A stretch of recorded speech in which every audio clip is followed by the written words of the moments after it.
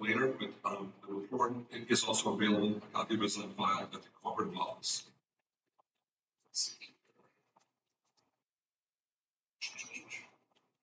Oops.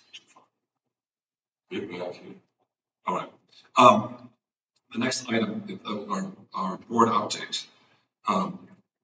We have a bylaw that was approved last year with 85.7% of the vote. And this had to do primarily with director education. A high-level overview of this is we're requiring all of our directors to obtain the certificate, the credentialed cooperative director certification before they can run for another term. What this says is there's a lot of jargon, there's a lot of acronyms, there's a lot of government regulation, there's a lot of good governance items that need to be covered. And so we thought, in the past, it's been an optional activity, and a number of the directors have opted to do it. But we think that to best serve the co-op and the members of the co-op, that this is a commitment that needs to be made by everyone who's going to be a director, and just to serve all their terms. So we have started that. Some other changes, in last year, since last year we have a new CEO. We have I guess it was the year before. We have a new accounting firm. CLA is now our audit firm. We have a new legal advice firm, a new legal firm. That is the global firm out of. We felt that while the past professionals have served us well, it was time for a change.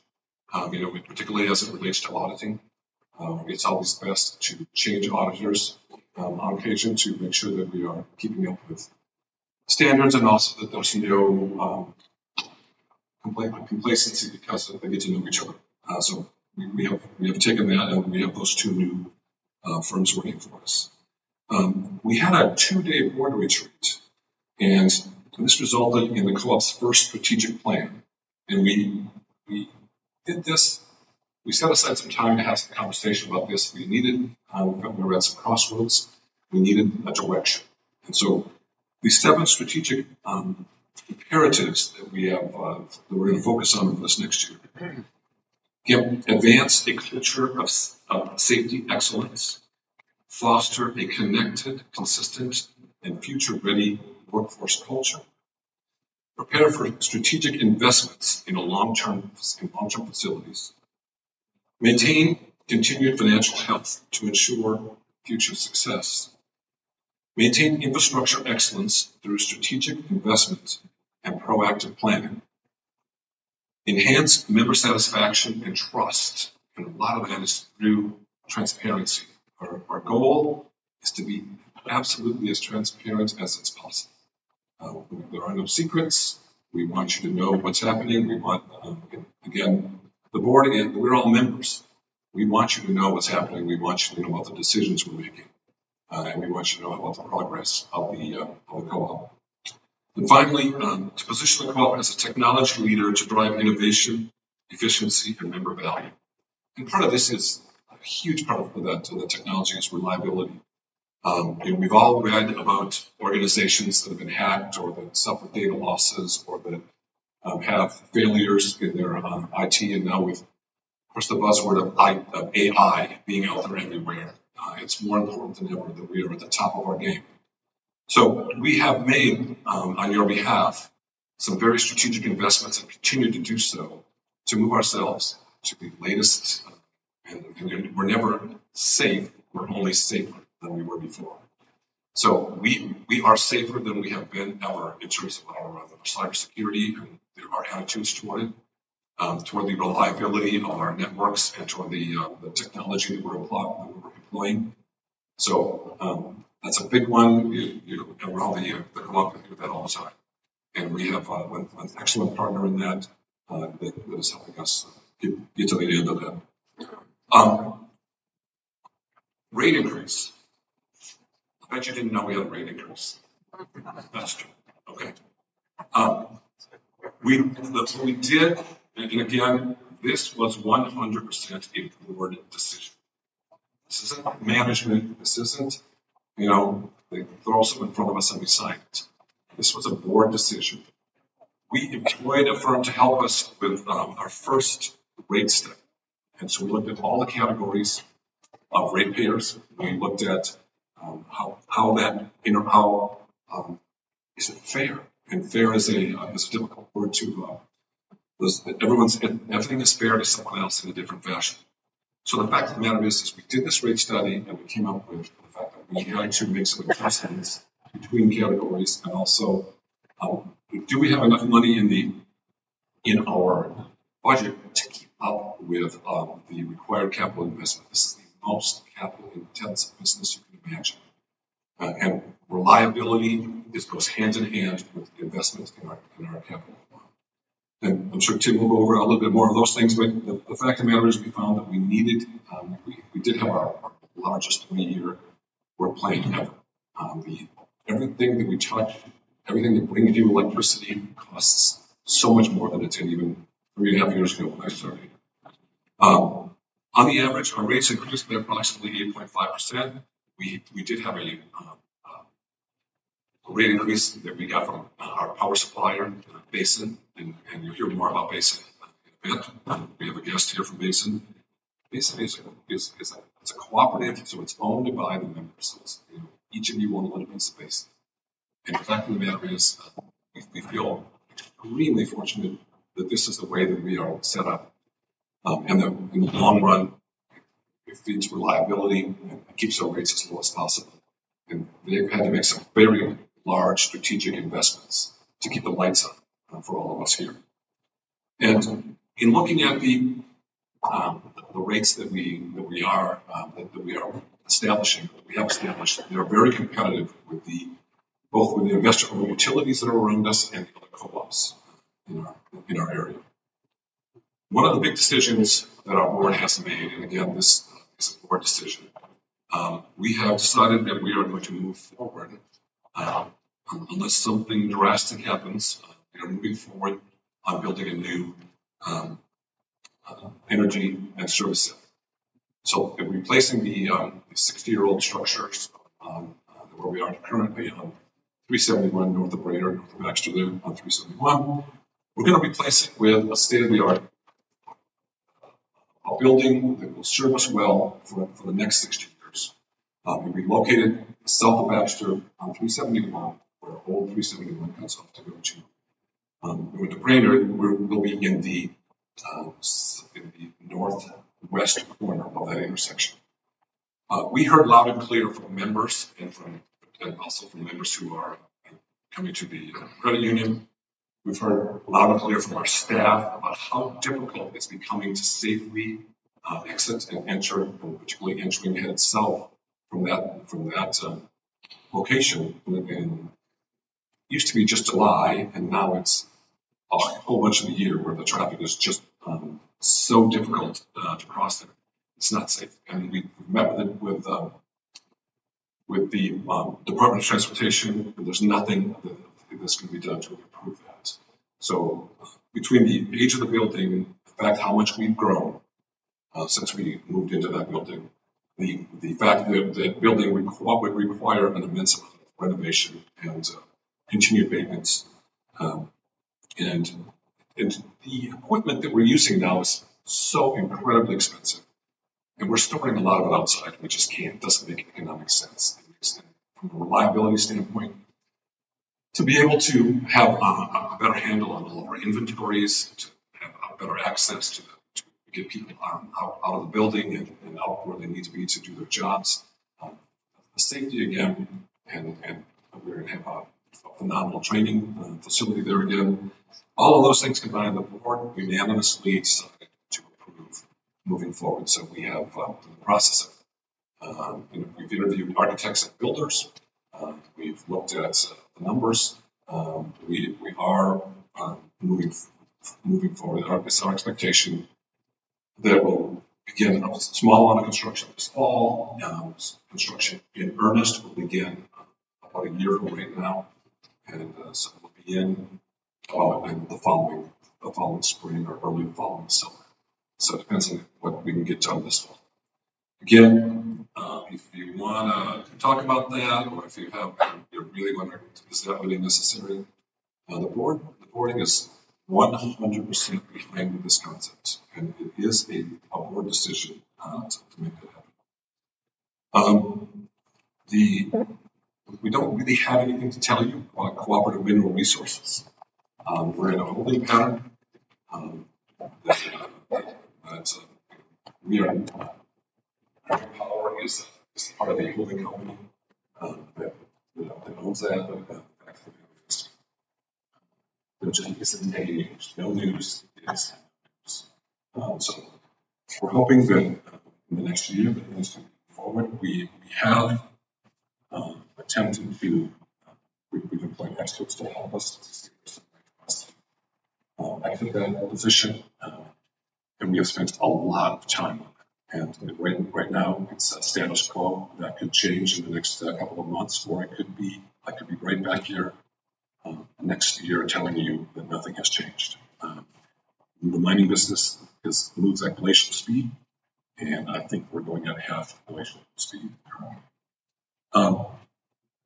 Let's see.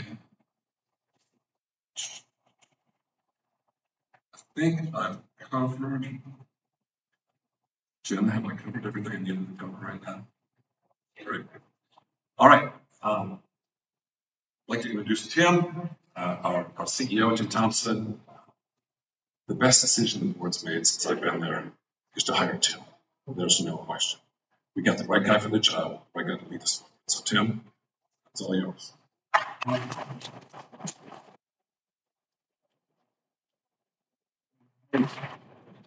Good evening, everyone. Thank you all for participating in your annual meeting. This annual meeting is such an important part of your cooperative. It is a great opportunity for members to come together at the local grassroots level, just like the pioneering founders of this cooperative did nearly 90 years ago to form this cooperative, because no one else was willing to bring electricity out into the rural areas to serve the people. It's also an opportunity for you to visit with your board of directors and the employees of Growing Power. And of course, it's an opportunity to exercise your right to vote in the board member election process. Thank you for being an engaged member. As your CEO, I am beyond grateful to be here to serve you, to serve the board of directors and the hardworking employees of Growing Power. Last year, at my first annual meeting, I talked about this being a new era for Growing Power. There have been many changes this past year, as the board president and I have discussed. We hired a new auditing firm, we hired new legal counsel, we created a new strategic plan. Tonight, we will for sure one new board member with Bert's retirement, and I am starting my second year as your CEO. We want to get back to the roots of this electric cooperative by bringing more people back into what I call the beauty of the electric cooperative, through open communication and member engagement. Think about this beauty of the electric cooperative. Electricity powers our lives. Electricity is the lifeblood of our society. Nothing works very well without electricity. And the beauty is you own the electric cooperative that provides this valuable service. What other companies do you own that provide such an important service like electricity? You own a $272 million electric cooperative that powers our lives. You have a voice in who governs your cooperative. You receive capital credits from your cooperative. You attend an annual meeting. And you can call the CEO's cell phone, and I will joyfully answer your call. Let's champion and celebrate this beautiful electric cooperative model that our founders created as they pulled themselves up by the bootstraps out of darkness and created their own electric cooperative, because no one else was willing to bring electricity to the areas where you live today. Let's move forward together and build an electric cooperative future that works for us. So let's talk about our future. We will continue to focus on what matters the most, and that is you, the member owners of this cooperative. This past fall, we did a member satisfaction survey to gain feedback and insights from you. Your feedback helps drive our strategic plan. When we ask the question, how satisfied are you as a Crow Wing Power member? We received an overall member satisfaction rating of 85 out of 100. While that is a good score, we are working to improve upon that score. One of our 7 new strategic imperatives in our new strategic plan is to enhance member satisfaction and trust. That's why we changed our annual meeting in hopes of increasing member attendance. We were hopeful Thursday night in April with a light meal would work better for members than a Saturday morning in June. We also added the virtual option for members who could not be here tonight in person. Thank you to those joining us online. Another strategic imperative is to maintain infrastructure excellence through strategic investment and proactive planning. We must have a safe and reliable electric grid to serve you, especially in our cold climate. Reliability is extremely important. Our lives depend upon electricity. Your board of directors approved a new 4-year construction work plan that we are now in year 2 of. This $49 million construction plan is the largest work plan in our history to continue to modernize our grid, to improve your reliability, and to meet the growing demand for electricity. Some of the bigger construction work plan projects this past year include a 3-mile underground 3-phase cable project along County Road 15 west of Gold Lake, increased capacity and redundancy. This one project alone cost $765,000. We built 9 miles of new overhead 3-phase line off the Ewing substation southeast of Brainerd needed to serve load growth. This project was over $1 million. We replaced 10 miles of old, aging underground cable that cost $1.2 million to reduce outages. The backbone of our local distribution grid is solid. Our pole testing program uses state-of-the-art technology. Our right-of-way tree clearing program is in good shape. And when we do have outages, our employees do a great job restoring power safely, and our communications team does a great job keeping you informed during outages. We are fortunate to have a good, reliable electric distribution grid that serves you. This slide shows how outage times for Crow Wing Power members have declined over the years. Over the past 10 years, outage times for Crow Wing Power members have decreased 20%. Another strategic imperative is to prepare for a strategic investment in long-term facility solutions.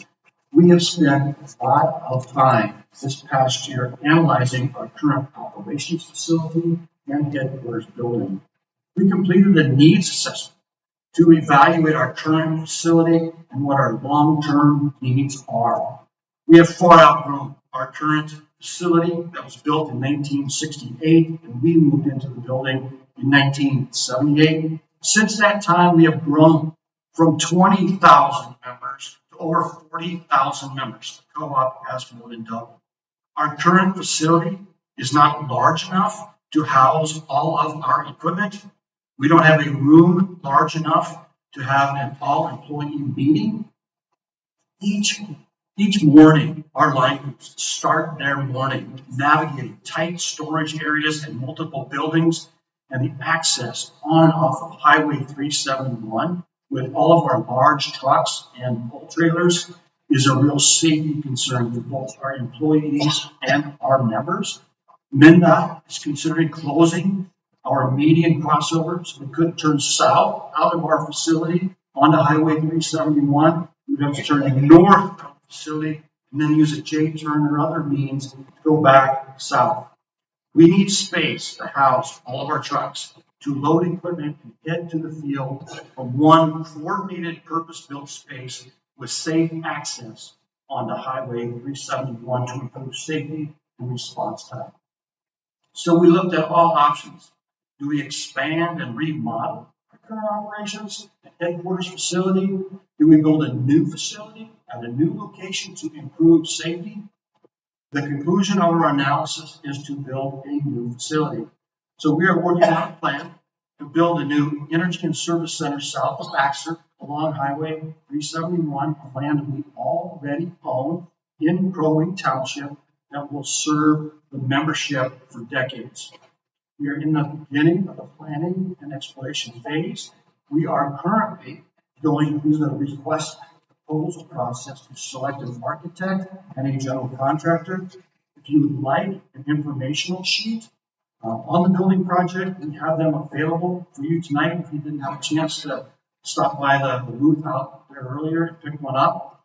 Through this multi-year process, we will keep you informed through the newsletter and our website and be good stewards of your resources. We are a growing cooperative. We added 540 new customers this past year.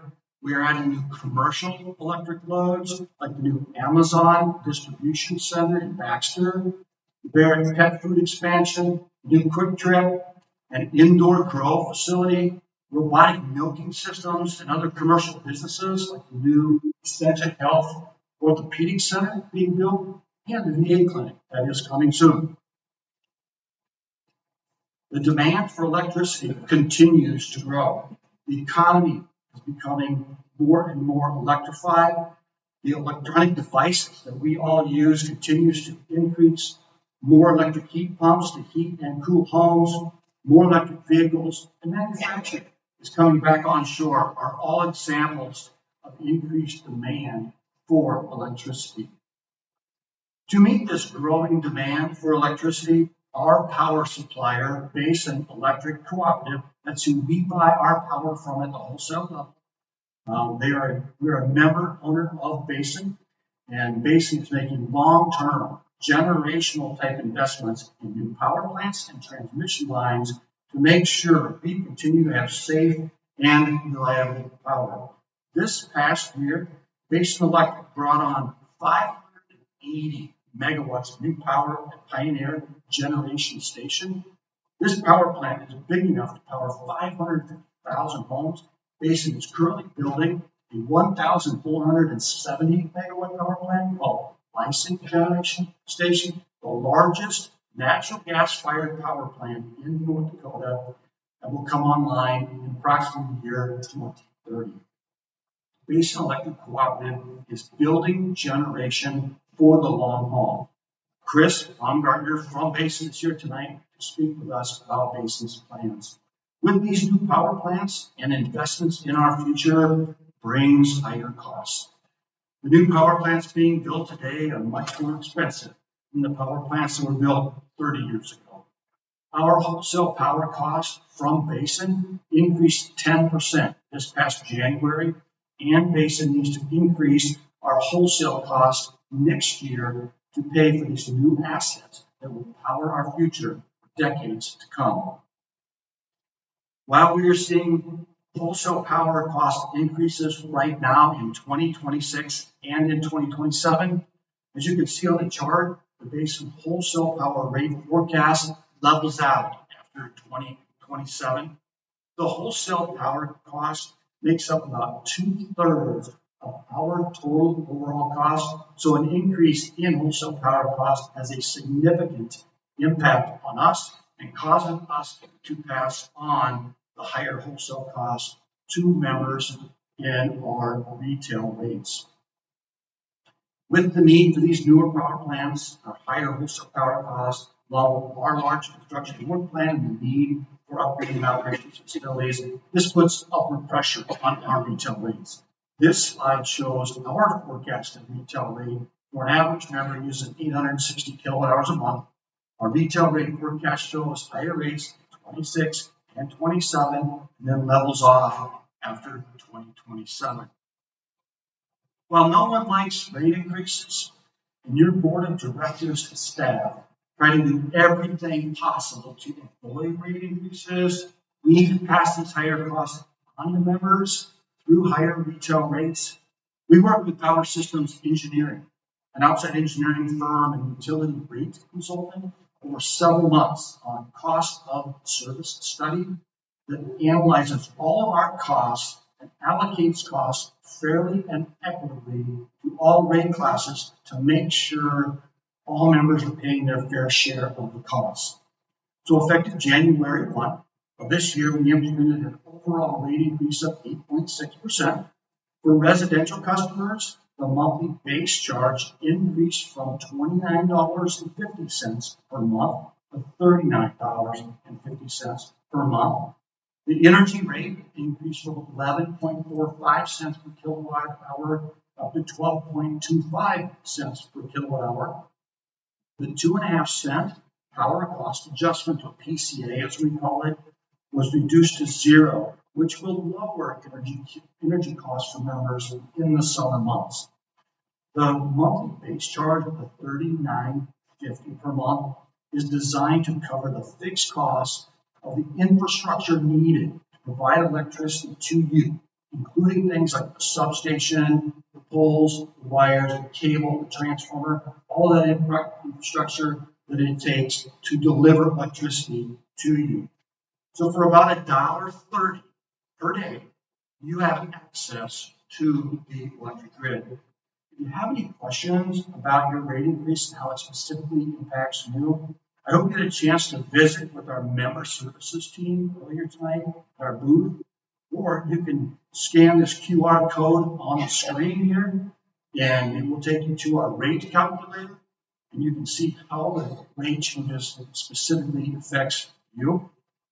This slide shows our rates compared to 17 neighboring electric co-ops in Minnesota. The darker blue bar represents Crow Wing in that our average electric rates are 8.5% lower than the average of the group. Our monthly base charge, at $39.50 per month, is actually the second lowest in that group. Our overall cost of electricity is the fourth lowest of those 17 electric cooperatives. Your cooperative is in a strong financial position. As your board of directors strives to keep rates low and liability high, they have to balance those decisions with our financial strength. I am pleased to report tonight 2025 was a solid year financially for your cooperative, with total margins of $10,548,748. In 2025, we invested $12.3 million back into the local distribution grid, including things like pole changeouts, overhead wire to underground cable conversions, and replacement of old underground cable with new higher capacity underground cable to serve you better. And doing all that work, we borrowed $1.8 million to help pay for those long-term assets.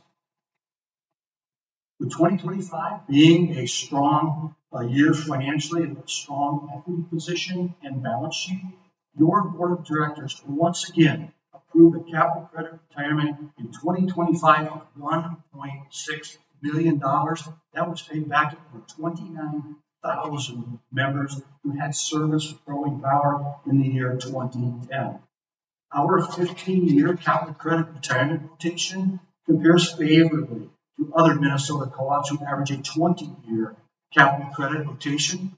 Crow Wing Power has now returned over $61 million back to the members as of December 31st, 2025. That's the beauty of the electric cooperative. Local board members making the decision to pay capital credits back to you, the member owners. At Crow Wing Power, not only do we power the community with electricity, we also support the community beyond the power. Our Operation Roundup program has now paid out over $5.1 million in grants to local nonprofit organizations to improve the quality of life in our service territory. Our employees recently designed and built this safety trailer to teach kids about the danger of electricity and how to stay safe around electricity. How cool is that? Our employees participate in bag stuffing events, gifting food and items to those who need it the most. We have expanded our safety program by establishing an electric response team made up of volunteer journeyman linemen. This team will work in coordination with the Crow Wing County Emergency Dispatch Center to assist in immediate response to incidents involving electricity, including fire calls. This team is in addition to our existing 24-hour outage group. These volunteer linemen are highly trained in electrical safety and will be equipped with the necessary protective equipment to help ensure that all emergency responders can perform their duties safely around energized lines. Safety is our #1 priority, and this initiative reflects our commitment to making a meaningful difference in our communities. We are ready and willing to serve our community beyond power. One of the things that stood out to me in my first year is how the employees take pride in their job and in this cooperative. We recently surveyed our employees, and the results show we have a 91% overall employee satisfaction rating, and I believe it shows up every day in how they serve you. This slide shows the number of employees we have compared to how many consumers we serve. For every one employee at our co-op, we serve 509 consumers. That compares with Minnesota Electric, other Electric Minnesota cooperatives, who for every one employee serve 328 consumers. To me, this speaks volumes about the type of people in our organization, how dedicated, hardworking, and committed to serving you they are. From our front office employees who greet you with a smile as you come in, to the power lineman who rolls out of bed in the middle of the night on a cold Minnesota winter's night to get in that truck and go out and restore power for you, to the group and the team of employees here tonight who did such a good job of organizing, planning, and executing on this annual meeting. Would you please just join me in expressing our appreciation to our employees for the wonderful job that they did?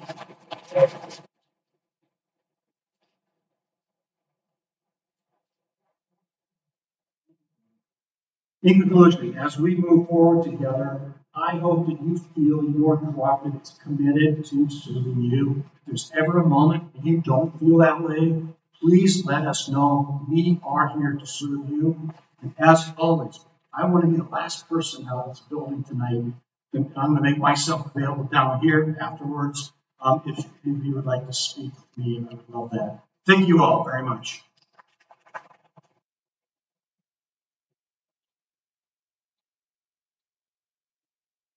It is my pleasure tonight to introduce our guest speaker, Mr. Chris Baumgartner.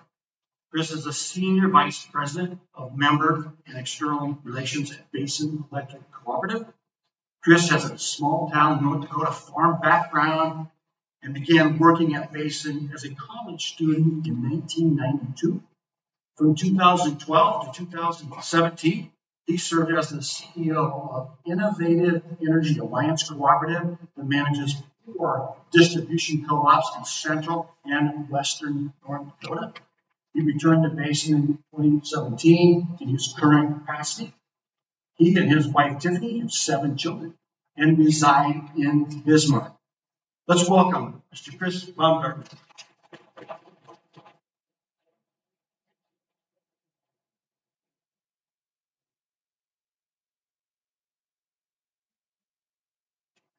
Thank you, Tim, for that nice introduction. Thank you for allowing me to speak to you a little bit tonight about your cooperative, Basin Electric Power Cooperative. And I got here a little bit, a couple hours before the meeting started, and I drove around. It had been a number of years since I had the opportunity to be in Brainerd, Baxter area, and I was just amazed at how much things had grown in the time since I'd been here, and with all the wooded areas, how beautiful it is. And at lunch, I sat with Kevin and Sheila Dahlman, and they were asking me about my name. And they said they knew some Baumgartners. I had a relation over here, which I don't. And but my family is from South Central North Dakota, Emmons County, And it reminded me, when I was thinking about it, just sitting here, that they asked about my family. My family's from Germany to Russia, which is now Ukraine, to South Central North Dakota. They came there around the turn of the century, and I knew my great grandparents. And I asked my grandpa one time, why did our family settle here? And he said, well, there was, they were told to come to this newly formed state of North Dakota, come to the south central part of the state, where there lies a small bag of gold and a new opportunity behind every tree. So we've been working on finding that. I think there was about 12 trees. All right. Again, it's an opportunity to be here and talk to you about your G&T and a little bit about Basin Electric. I know maybe some of you have actually been out to North Dakota and toured the power plants. I know you've had a tour program from Crow Wing Electric. Basin Electric is a generation and transmission cooperative. And I really want to stress that. I heard Tim talk about that, and your chairman talk about it tonight about the value of a cooperative. And Basin Electric was established after the distribution cooperatives. So we're a large organization. I'm going to get into some of the numbers. But Basin was established in 1961. In fact, it was May 5th, 1961. So we're going to have our 65th anniversary here in just a few weeks. And we were established because the cooperatives in the upper Great Plains, cooperatives in the Missouri River Basin, so we got our name, Basin Electric, were running out of electricity. And there was a lot of ideas of where to get electricity from. And there was some visionaries came together and said, those cooperatives should come together and form generation and transmission cooperatives. And that's how Basin Electric got started. And it's such a tremendous story. And as Tim said, I'm a small town North Dakota farm boy. And just such a blessing. My home co-op, Chem Electric, and I had 2 sets of grandparents that were founding members. My parents are still members. My wife and I are actually members of that cooperative. We've got some property down there. So this here is a map of the territory, the generation transmission cooperative Basin Electric. These are all the cooperatives that over the years started at 67 cooperatives. More and more have joined over the years. I've got them color coded up there. So we go from Canada all the way down to Mexico.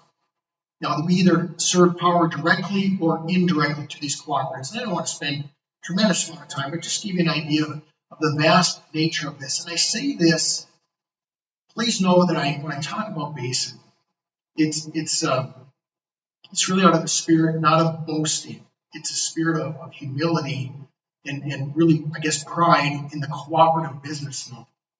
It was the cooperative business model that formed this large cooperative. And you've got the different colors in there, and you see the different names. What those represent in true cooperative fashion is we have districts, and most of those districts are smaller G&Ts or cooperatives that coordinate transmissions, called small T, if you will. So there's 10 of our districts. We have 11 districts in total. 10 of the districts are what we call the smaller regional G&Ts. Some are larger than others, as you can see by the colors. And then we have one district that is made up of cooperatives, like Crow Wing Electric, that are distribution cooperatives that buy their electricity directly from Basin. They don't go through a regional, smaller regional transmission cooperative. And that is District 9. And I put the gentleman that represents District 9 is actually Mr. Wayne Peltier. His home co-op is Minnesota Valley Light Power out of Montevideo. And so he represents District 9, he represents Crow Wing Power on the Basin Electric Board. And so not only is he just a strong cooperative presence at Basin Electric, he's been on the board about 15 years. He's your representative, so he represents not only Minnesota well, but he is our chairman. He's been our chairman of our board for the last 12 years. And Mr. Peltier does a great job. I just wanted to share that with you in true cooperative fashion. Just again, another look at the map. There is 138 cooperatives that are part of Basin Electric Power Cooperative. About 3 million member consumers. I think Tim said about 40,000 here at Crow Wing Power. And we have over 9,000 megawatts. What does that mean? It's 1 million watts of electricity capacity. Let me just take a moment talking about those assets. Those are yours. And again, if there's any of you who have been out to see those facilities in North Dakota. Base Electric, the first power plant that we built, came online in 1966. It was a coal unit in North Dakota. They built it there because there was access to coal, there was access to water from the Missouri River, and they were able to really tap into the high voltage system from the Bureau of Reclamation for a while. And that's how things started. We added the second unit in 1975, and since then added additional units. You have in the Basin Valley 4 very large coal units in North Dakota. We have 4 very large coal units in Wyoming. And we have a number of natural gas units that we've added, and Tim talked about that. I'll touch on that in a moment. We've also added a tremendous amount of renewables in our portfolio in the last 20 years. Your G&T Cooperative has the largest portfolio of wind energy in its fleet of any generation cooperative in the country. In fact, we're almost double our next sister G&T, over 2,000 megawatts of wind, and we've got a little over 100 megawatts of solar. And we also have a little bit of hydro as well, and we still get from the dam system. And so I bring this up because this is very important for us. We believe in what we call an all-of-the-above energy strategy. We will absolutely use wind energy when it's available, or solar when it's available. But as you know, that's not always the case. And certainly in the northern states, Minnesota, North Dakota, Montana, the wind doesn't always blow. Maybe it seems like it, certainly North Dakota. But on those days when it is extremely cold, and quite frankly, just a little known fact, those wind turbines, when you get into the minus 20s, depends on the model. If you get in around minus 22 or minus 27 ambient air temperature, those turbines are shut down because of the stresses on those machines. And so when you need that energy the most, we don't have it. It's not what we call dispatchable. What is dispatchable? And this has happened multiple times. Again, here back in January, I like to watch these things. I can pull it up on my phone from home or my computer, and I can see when it's really cold. Again, with over 2,000 megawatts of wind, we had some days in January where for a few hours we had less than 50 megawatts of wind. And we have wind that goes, wind farms that we buy, either we own or that we buy from other producers from the Canadian border all the way down into Iowa. And so sometimes you can't depend on those. What you can depend on is the coal and the natural gas. And I tell you that because it comes back to reliability. We work very, very hard on maintaining those facilities. We meet or exceed every environmental state and federal requirement to run those units on your behalf. That's one thing that your cooperative, we have never cut corners on operating those facilities. We work very hard to make them reliable. They are in compliance. We spend over $250 million every year to run the environmental controls on your power plants. So I want you to know that we take our environmental stewardship very, very seriously. Just another point on this, I started as a college student, as a farm kid. I knew about my local electric cooperative, but I didn't know about Basin as much. And one of the things that really sold me on working for this cooperative way back when was when I learned about our mining reclamation programs and how over the years, long before it was required, Basin Electric was very active in mine reclamation and turning all of that mine land back into farmland. In most cases, it's often better than when we first disturbed it. How important that was for us. And I knew right away I'm working for a different kind of organization.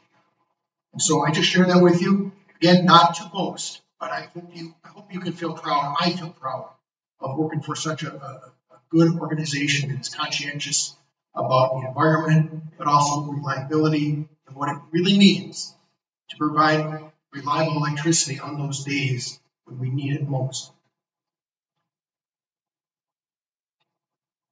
The other thing I like to share is just our membership.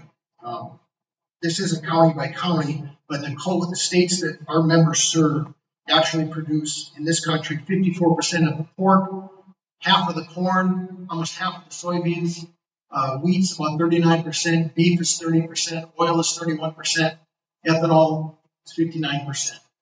And so again, we know how important electricity is to industry, to jobs, to helping fuel and feed America. So as a generation and transmission cooperative, what is our, there's lots of things that we look at, but overall, just to kind of break it down, our job is to balance supply and demand on your behalf. So whatever growth happens here in growing power, whether it's large loads, manufacturing, housing developments around the lakes, if a large data load or something like that came, our folks will be working with Tim's folks and saying, okay, how do we get more electricity? So our job is to help balance that supply and demand. I'm going to talk a little bit about that. And then mitigating risk. And as a cooperative, all of you have come together to work together cooperatively to move forward and all the good things. What a great annual report, all the things happening here locally. And we've done that on the regional and national level with Basin Electric. The other part is we need to communicate to our members what's going on. What do we see happening? Why are we doing what we're doing with your resources? But probably the most important part about communication, as all of you know, is listening. And we work very hard to, quite frankly, listen to our members. I want to talk a little bit more about that, but what's happening in your world? How can we best serve? Where are you growing? We're not growing. What's happening in your economy? What do your members expect? How do we maintain that reliability? How can we help improve safety? And so it's about learning or listening as much as anything. And that's what we do. Our job is to try and help make our members' lives better through reliable and affordable electricity. So both your chairman and your manager talked about the need for investments and how capital intensive our business is. And maybe many of you know this, or you're involved in very capital intensive businesses like yourself, whether it's construction or other things like that. We ask our members every year, it's a process we call our load forecasting. And so we're working with our members saying, okay, what kind of growth, where are you at for sales last year? Where do you think it'll be next year and the year after that? So we try to forecast. It's an art, it's a science, it's a lot of work. And so growing employees work hard on that, and they give that information to my colleagues, and they work hard and they put it all together. And back in 2021, when we looked at our forecast at that time, and of course we're coming out of COVID and there was a lot of uncertainties, and we said, in order to meet the supply and demand of our members, how much investment is Basin Electric going to have to make? And at that time, we said over the next 10 years, probably about $1.4 billion. Now, I throw out these numbers. We hear these numbers, millions, hundreds of millions, and billions. Here's a little interesting question for you. Do you know how many days, if I turned on the stopwatch and I went 1 million seconds? Does anybody know this answer? How many days? 1 million seconds. You can Google it really quickly. I had to Google this. I was surprised. 11 days. 11 days is 1 million seconds. Anybody know how many days 1 billion seconds is? 11,000 days. 11,000. Or 30, it's over 32 years. So again, I say these numbers, we don't take them lightly. We could never do this. I outside the cooperative business model, I am just so amazed sometimes, and we take it for granted that we can come together and do these incredible things as rural America. And so, as you point, I'm just going to jump to the right side of the screen. In our most recent work, you can see how in the last few years this forecast has changed. Tim mentioned this. Our most recent forecast shows that over the next 10 to 11 years, Basin Electric needs to invest over $10 billion of capital. I just want to let that sink in. These are enormous numbers. These are enormous numbers for us that work at Basin Electric. We talk to our managers and our directors about this all the time. And what it is, that's investment in power plants, it's an investment in transmission lines, it's an investment in substations, new and refurbishing of the old.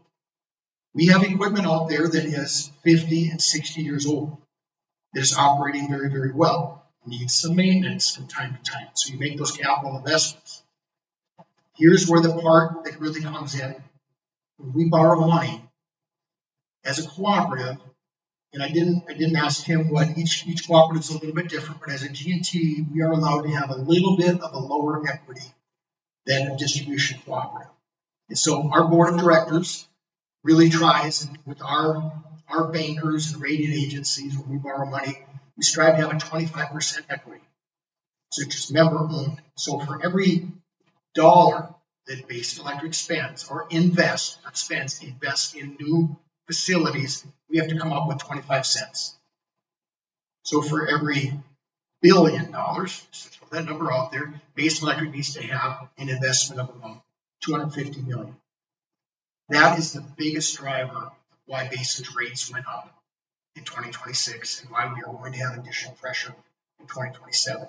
The biggest driver on that is because we are investing in new resources that we hope will last 30, 40, and 50 years and beyond to serve members, my children, grandchildren, and so forth. One of those, and not to belabor, Tim talked about this again. I just threw this up there, the Pioneer Generation Station that came in. It was an $800 million project. It did come in on time and under budget. The next plant, Tim had a nice picture up there, the Bison Generation Station. These are both in northwestern North Dakota. There's a tremendous amount of demand up there, but also with the oil development in western North Dakota, almost a byproduct of the oil is the natural gas. And so there's a tremendous amount of natural gas. And so we're able to build power plants in that area to utilize the lower price and the abundance of natural gas. Then we can send electricity to where we need to send it, to places like Crow Wing Power, Minnesota. People have asked, is this unprecedented times? And again, I apologize for the state. I'll kind of walk you through this here. To me, this is really another example of the cooperative business model, just the fortitude of our predecessors and everybody in the cooperative family. You can't see it on the slide, but on the far left is 1970, and it shows kind of the balance sheet asset of Basin Electric. So we built our first power plant unit for $36 million. That came online in, like I said, 1966, and then they added a few things to it.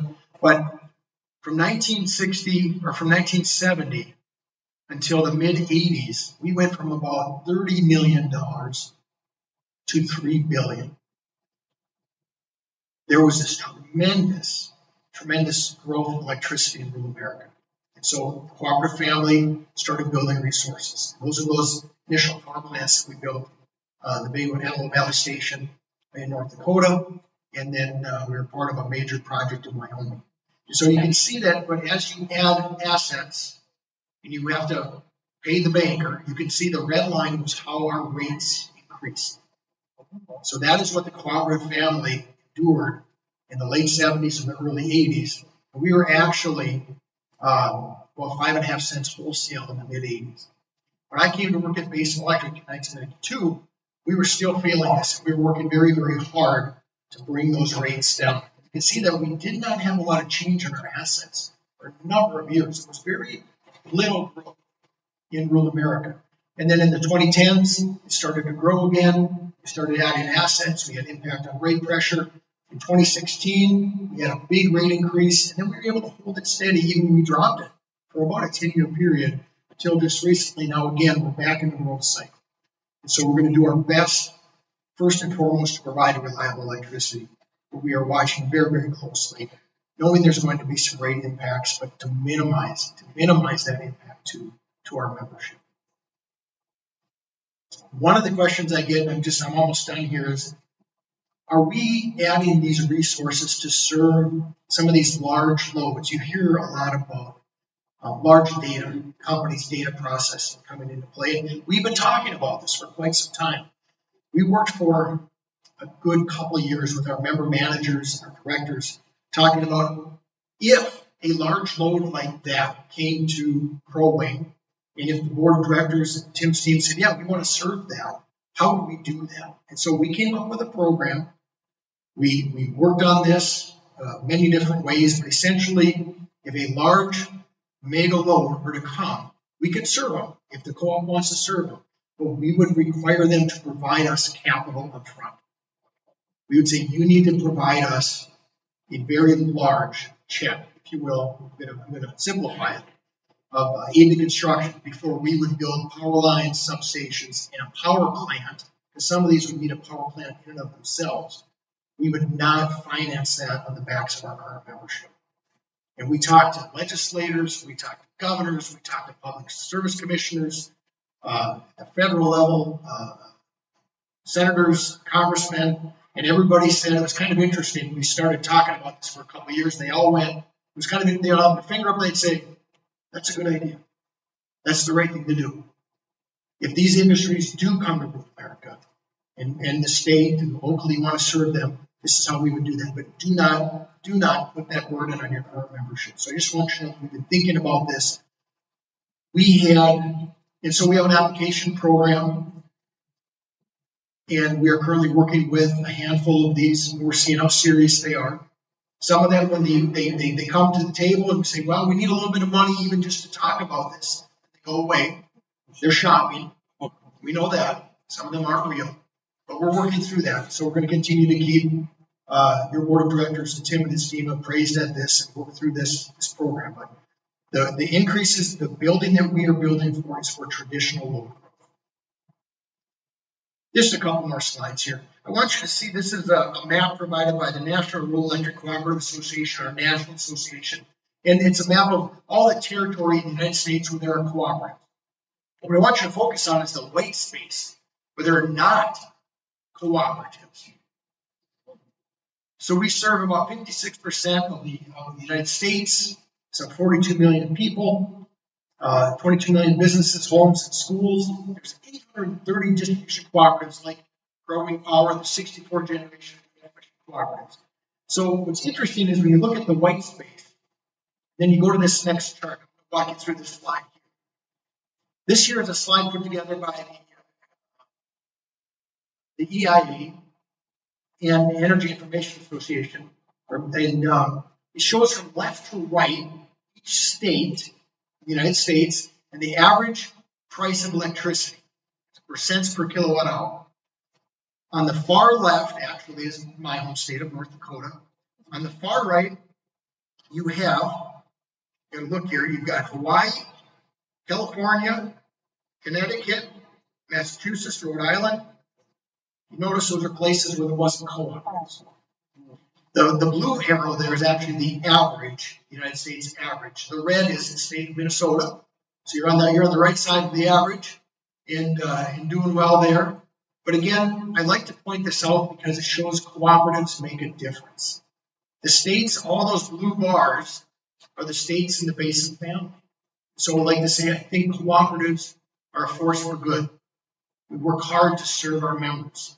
The one thing, whether you're in Montana, New Mexico, Wyoming, or Minnesota, there's so many commonalities in the years that I've got to work with so many good members. People that care about their neighbors, people that have a desire to serve. It's not about big profits and big swings. It's about being consistent, being dependable, being reliable when our neighbors need us. And I'm so proud and, again, fortunate to work with this cooperative family. So at the 2 cents, as Jim said, they did a survey with you, the members. We also did a survey with our members last year. And Tim and your board got to participate in this. And we asked our members what were the most important things that they would like their generation and transmission cooperative to focus on. And we had done this 5 years ago. And we wanted to compare, again, what has changed. And it wasn't a lot of change. The number one thing was to continue to work on rates and affordability. What did change is how do you manage for these large explosive load growth, which I talked about in cents instituted a program to deal with that. But the other one was maintaining reliable power for our members. And so, and we're going to do that safely, reliably, and affordably. And so, as your chairman said, working for a cooperative, it's really humbling because we feel we are entrusted. We are trusted to manage and lead your cooperative. So that same thing applies at Basin Electric. We make decisions, it's about how does this impact our members. And try to be fair, try to be appropriate. Everybody's a little bit different, but we're a lot more alike. And so I just want to say, I hope that gives you a little sense of what's happening at your generation and transmission cooperative out there in Bismarck. I want to thank you again for Tim and your board and your staff. It's been great working with them. Thank you for inviting me to be here. And again, congratulations on another very successful year at Crow Wing Power.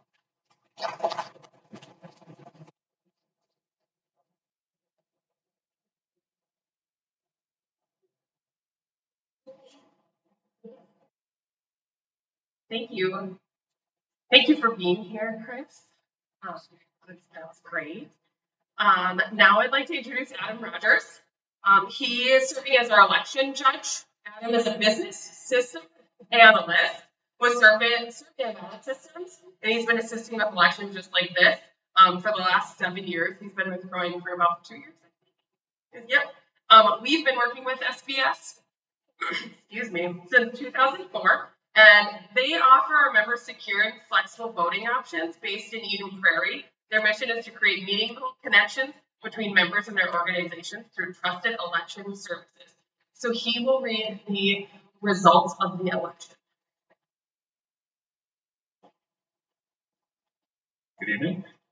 For District 1 at large, Ryan McCulloch received 1,558 votes. Jackson First received 1,137 votes. Ryan Brown received 1,110 votes. Mark Ness received 499 votes. Eric Larson received 328. In District 2B, Michael McDade received 908 votes. Todd Roggenkamp received 889. Marlon Johnson received 694 votes. Don Lindgren received 646. Eric Spandel received 626. Casey Trackler received 533. John Quinlivan received 235. In District 3A, White TC received 2,988. Lauren Hill received 1,270 votes. And Michael Strange received 302. Thank you. Thank you, Adam and the SBS team, for providing safe and secure and easy to use voting options. And Mark, we'd like to invite you back to the podium for the member question and answer portion of the evening. Members wishing to speak, we have 2 microphones here at the front. Please come up and at the front and state your name for the record, and then you may ask any questions. Thank you. I'm not doing for that too. So, if you have a question, please come forward. We're happy to answer any question you might have.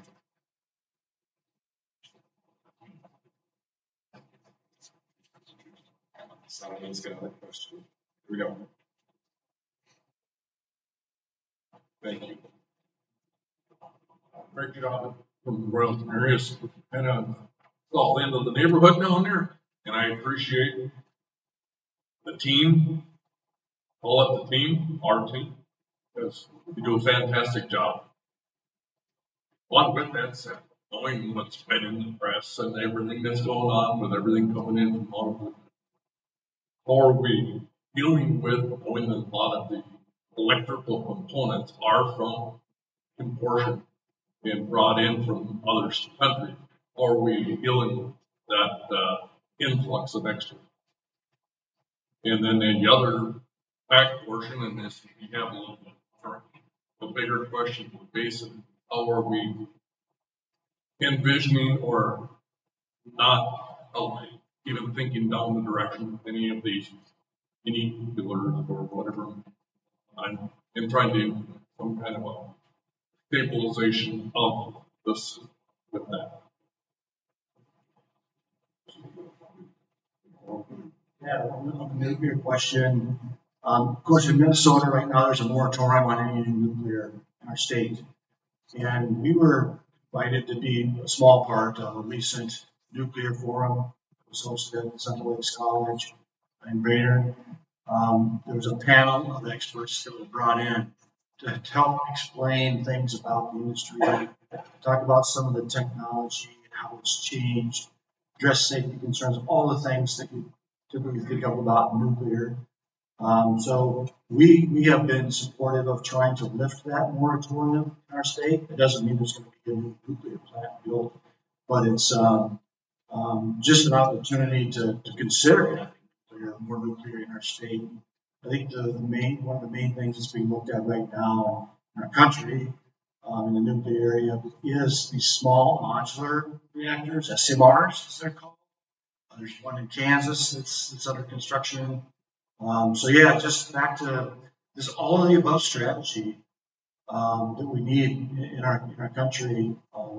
That's part of the philosophy and desire of co-ops is to look at all options and figure out what's best for our members. So does that help on the nuclear question? Okay, and then on the material, wow, I mean, it's unbelievable what we've been through in the last 5 or 6 years with the price of material. There was days when you were just lucky to get material. Price was like secondary. That's somewhat eased a little bit, but prices aren't going back to what they were certainly anytime soon. Sure, we buy from multiple suppliers. One of the co-ops, the entities that we are starting to buy more from is called Resco. And they are a member-owned material supply cooperative. And they're actually coming to our board meeting next week to make a presentation. So we get the capital credits and things from them. They're growing very fast. They're a co-op business model. Cable and transformers that are somewhat generally produced in our country come from like a company called Resco. So we're feeling a lot better about the material shortages that were the supply chain issues that we had, obviously during the COVID period. So I don't know if staff has anything to add to that, but it's been a real challenge and we're hopefully through the worst. Other questions? The next slide. Oh, sorry.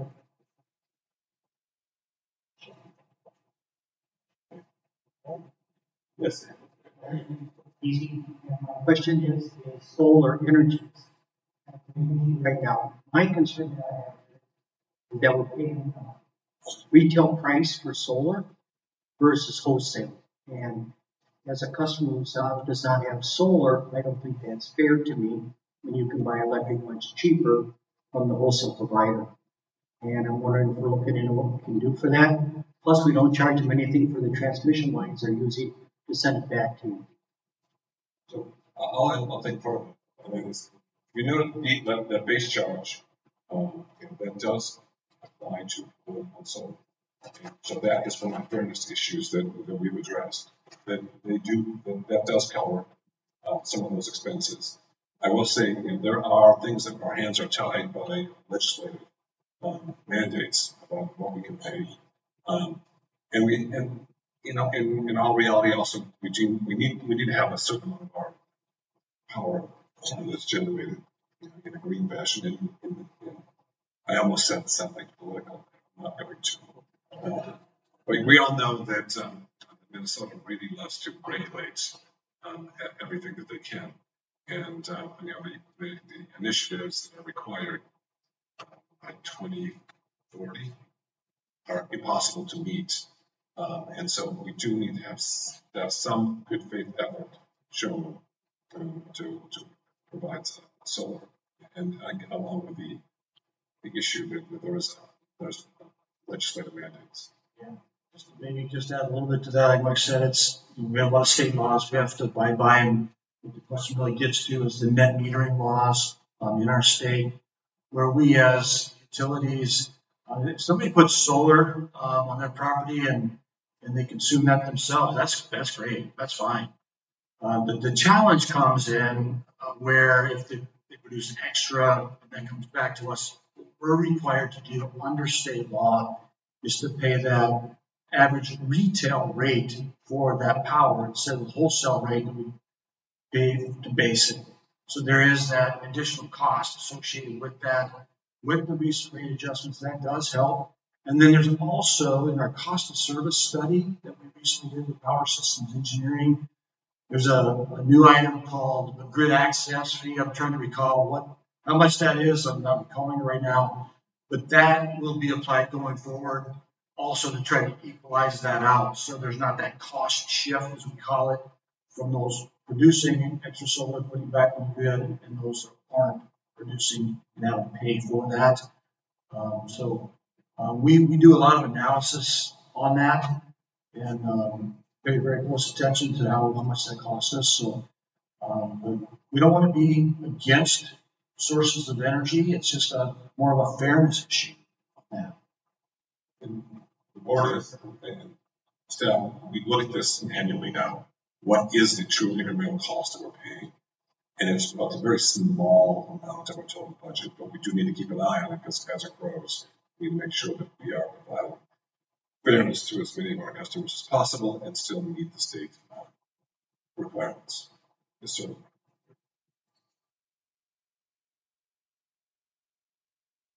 Ray Vandenberg from Police Point. I'm glad that you addressed the data centers and the AT growth. I have a lot of relatives in Texas and they're being swamped down there. Perhaps this would be for face to face. They asked or said that if a data company comes in and say follows AT&T, puts their money up front, they might have to build another plant, which could affect us. Would that be nuclear? How's our coal supply doing out in North Dakota? Or would this be natural gas? I'm not sure who would be the proper one to answer that. Kind of goes to Houston Electric. Well, I would tell you that the CEO of Basin was the top. And much to Tim's chagrin, I probably had a little bit of an argument with him about what's good load and what isn't in terms of from a co-op perspective, how would it immersed him. But it's a conversation that needs to be had, and there are two sides to the story. And I will say this much. I have been to the mine. If any of you ever go to the coal mine and to the power plants of it, and you don't just gain this unbelievable respect for the idea that you reach over and flip the switch and we have power, it is a miracle that occurs 1,000 times a day in your house. The amount of effort and years of building that made that happen. And unfortunately, we have about 100 years of coal out there. So as long as they let us burn it, we'll be just fine. But also the load, adding that kind of load, it's good, it's bad, and it needs to be closely monitored. And I promise you, that is a robust conversation we have. Chris, did you want to comment on that? I sure could. And in relation to that, one of the things that I didn't get into because there's so many things going on. When you look at nuclear, and that is, we're looking at that as well. What would that take, and what would that cost be, and how would you justify that? We are looking at studying only. We are doing for the first time, probably over a decade. We are looking at the cost to build another coal unit in Wyoming. Now, I have to be very careful about this because we were out in D.C. last fall. I was at a coal conference. Boy, I had people, they were shaking my head. You guys are building another coal unit. I said, well, we're just going to do a study to see what it would cost. Nobody has built a coal unit in the United States in over a decade. One of the units we have in Wyoming, it's right there. It's next to the coal mine. It's very, very good quality coal. It is a pristine coal plant. It's called the Dry Fork Station near Gillette, Wyoming, right north of Gillette. And so we are looking at it. And once that study, we're working with an outside engineering firm, that's probably going to take another 6, 7 months. We'll have an idea on that. But you probably heard our president, this administration has been very pro-energy, very pro-coal. But our concern is cooperative family. If you were going to invest, this would be several billion again, we want to make sure that a future administration would not change the rules on us. Then we would be stuck with a very, very expensive asset, expensive house that we couldn't live in, if you will. But we still have to pay for it. So there's a lot going on here. Policy matters. Policy matters and cost matters. And so right now the plants we're building are natural gas because that's what we think, that's what we know we can build right now. The rules allow us to build gas. So hopeful in the future, we're going to continue to look at coal, nuclear, maybe someday. Maybe someday. We've got a long ways to go. Yes, Mr. Chairman, lots of questions on different kinds of loads here today. So, thank you. Thank you. What, you have another question? Oh, okay.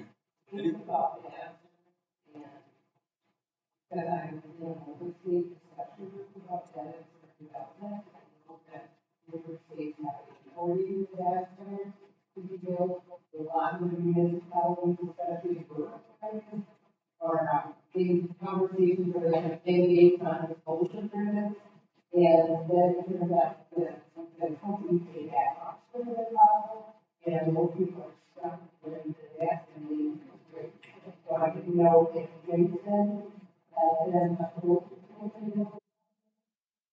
little or gas, for the electricity and water.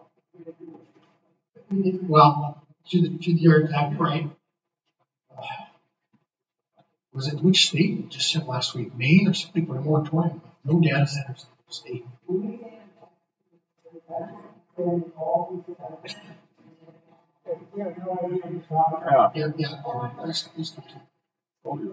I was talking about non-disclosure agreements with development of huge commercial data centers, which consume huge amounts of water and electricity. In some of the states that have courted the development, and the private tech companies that have come in, which are billion-dollar enterprises, multi-billion, and those communities are getting stuck with some of the costs. One of them was 2 years into the development. They were supposed to be there for 10 years.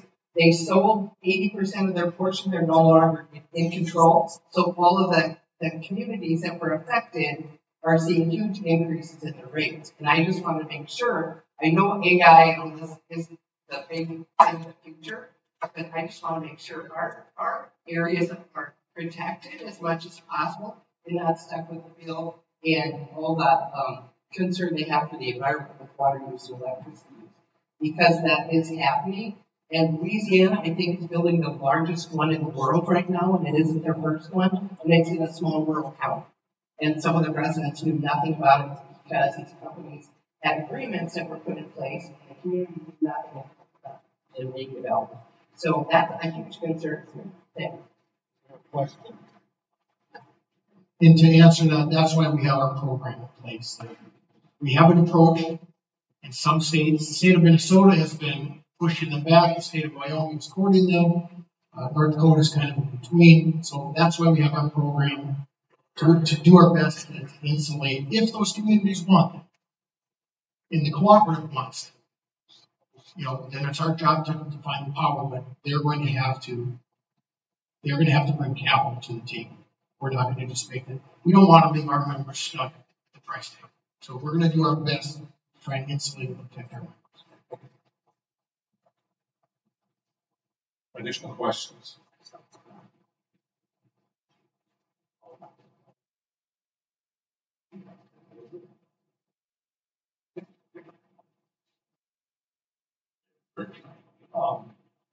I know we've got a heck of a group of people out on the line to support this. But I'm wondering what you're finding in the people of individuals wanting to get back into this industry as we see more people wanting to play with AI rather than actually get out and get their hands dirty. So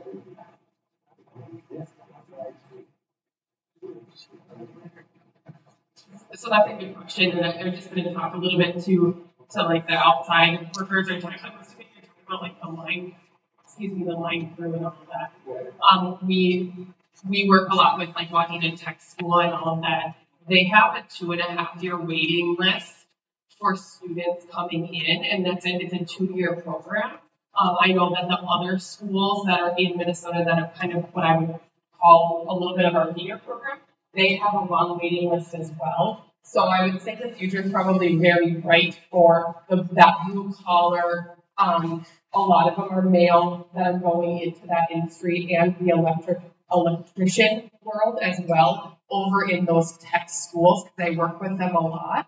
So I'm not saying that's not a problem, but I see in the short term, like 4 to 5 years, it looks like it's they're doing a really good job at recruiting people into and then we do a lot of, from our perspective, getting out to different schools, so kids in the 10th, 11th, and 12th grade, getting our line workers, other careers in energy out into our schools. We serve roughly 11 different school districts, so we're out there a lot.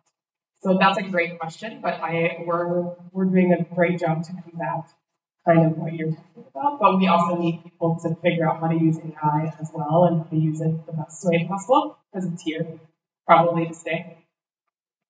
Does that answer the question? Yeah, it is. I guess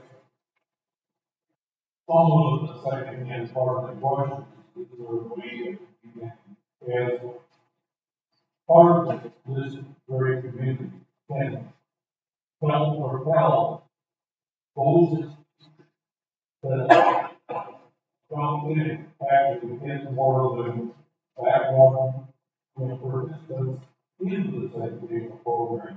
There are ways that you can somehow, I don't know, offer the individual site or the school site or the custom project. And yes. Apple credits, so those are credits that go on claims that don't get, for whatever reason, you don't cash the check or whatever that looks like. So we have those funds that come back to us after about 7 to 9 years, and we give those to scholarships.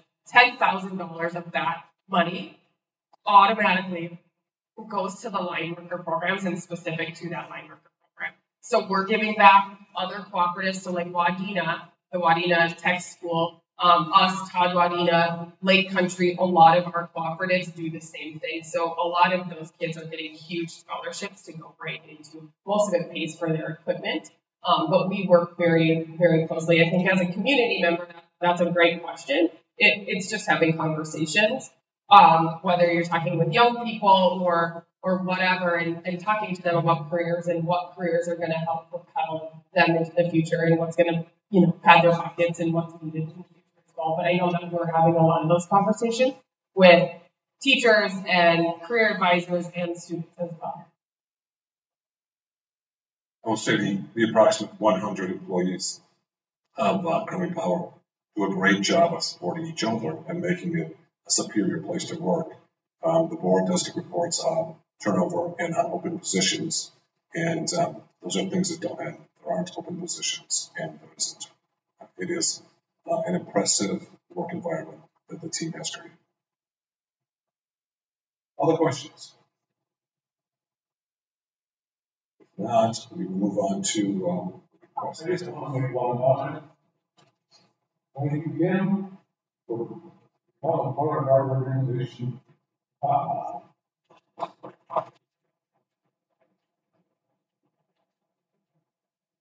If you would call for, is there any new business?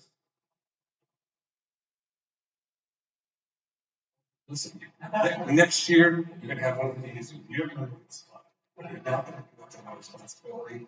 That's the way to have a registering your employees. It's not going to happen again. Are we clear? Move? No. We're not going to bother. It's a good, low battery. battery too. See, I didn't bother to charge it for it. Okay. Is there any old business? Is there any new business? If not, we will adjourn the official meeting and we will have a wrap up with to Jenna making friends by giving away bill credits.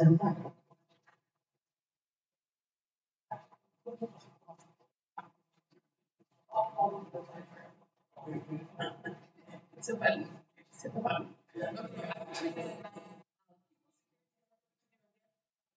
First, and then I will run for some bill credits. I don't have a drum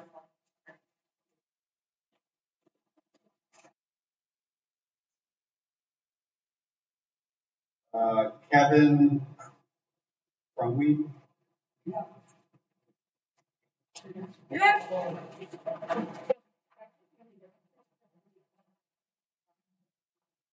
Okay, I'm drawing 4 names for some bill credits, and then I'll just connect with you afterwards if you're here to get your account number. Make sure that we can get those added tomorrow.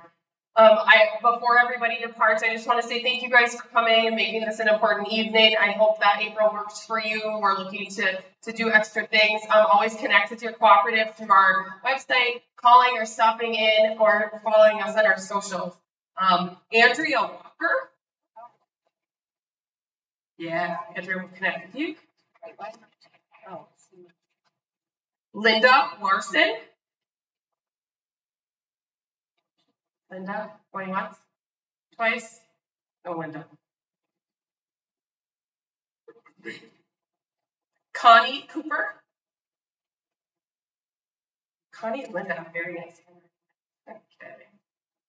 Janine. Shan. Yep, that's it.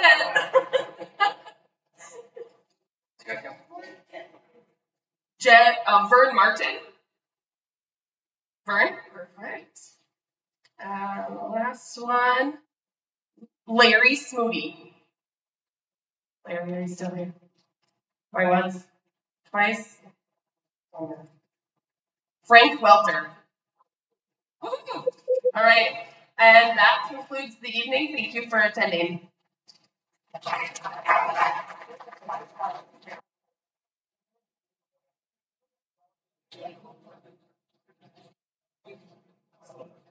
If Mike